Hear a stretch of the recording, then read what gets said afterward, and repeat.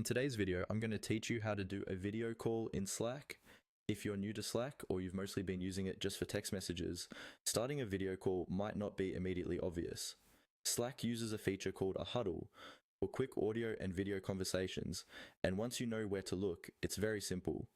In this walkthrough, I'll guide you through exactly how to start a video call using huddles, and I'll also share a few helpful tips so you feel comfortable using this feature in your day-to-day work. First, open Slack on your computer. You can use either the desktop app or the browser version. The steps are the same.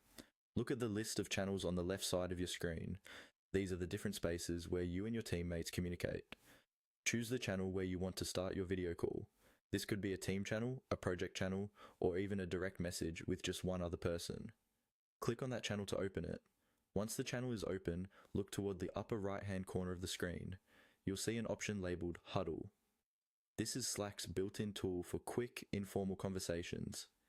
It usually has a small headphone or waveform icon next to it, depending on your version of Slack.